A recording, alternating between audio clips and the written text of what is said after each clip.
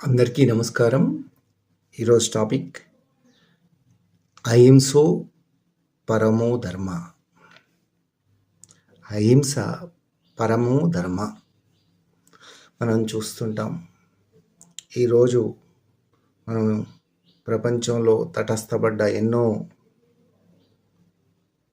సంఘటనలు, మన సమాజంలో మనం ఎన్నో సంఘటనలు, కోట్లాటలు, తర్వాత మనుషులు చనిపోవటం, ఈ సంఘటనలన్నిటికీ కారణం మనకు తెలుసు. మనకు ఏదో కావాలి, సమాజంలో ఒక గుర్తింపు కావాలి.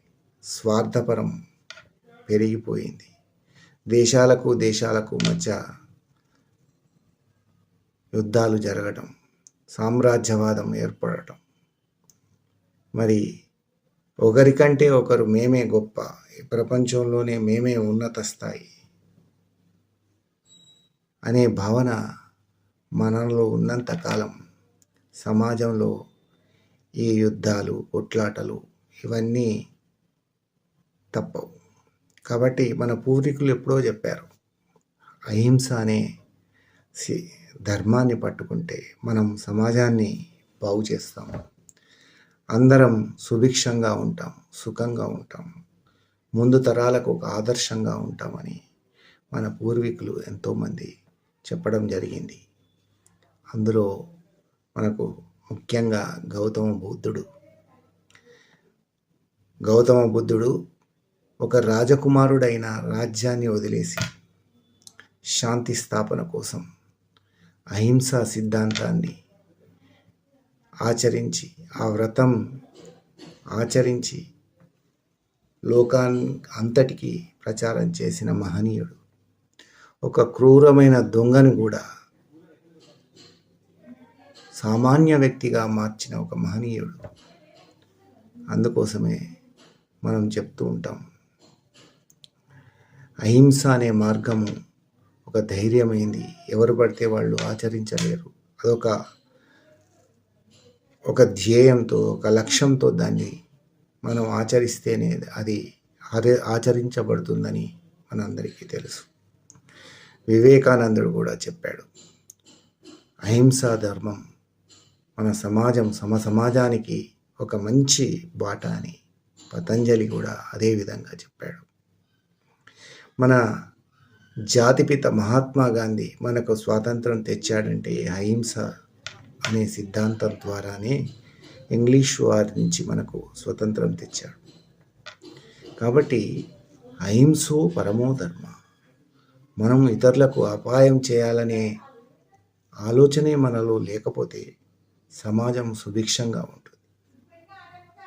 ఇతరులకు హాని చేయాలనే ఆలోచన మనలో ఉంటే ఎటువంటి పనైనా చేస్తాం. కాబట్టి అటువంటి ఆలోచనలు మానాలి. సమాజం అంతా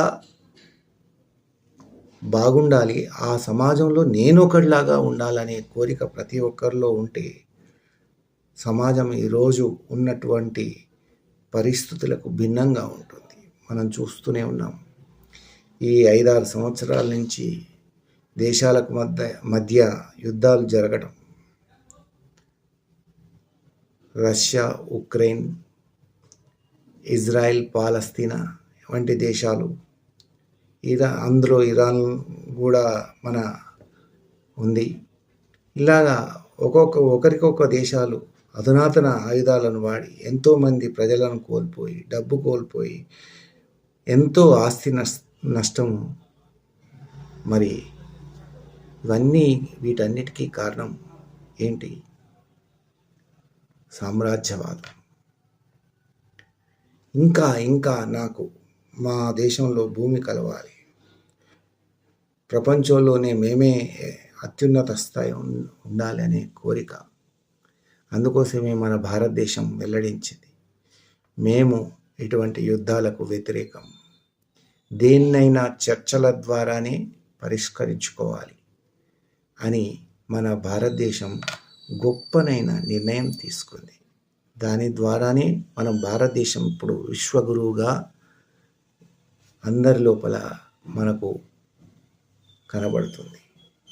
అహింసా ధర్మం ప్రతి ఒక్క మానవాళికి ఒక వజ్రం లాంటిది. కాబట్టి ఇప్పుడు యువతకు తప్పనిసరిగా అహింసా మార్గం ఉండాలి. ఉన్నప్పుడే మన సమాజం సమాజం అవుతుంది. సమాజంలో ప్రజలందరూ సుభిక్షంగా ఉంటారు. దేశాల మధ్య కొట్లాటలు ఉండవు.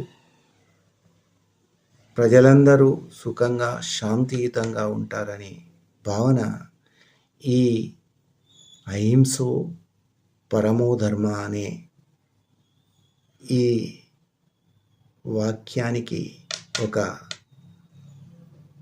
తార్కాణంగా మిగిలిపోతుంది. ఈ వీడియో నచ్చితే లైక్ చేయండి, షేర్ చేయండి. ధన్యవాదాలు.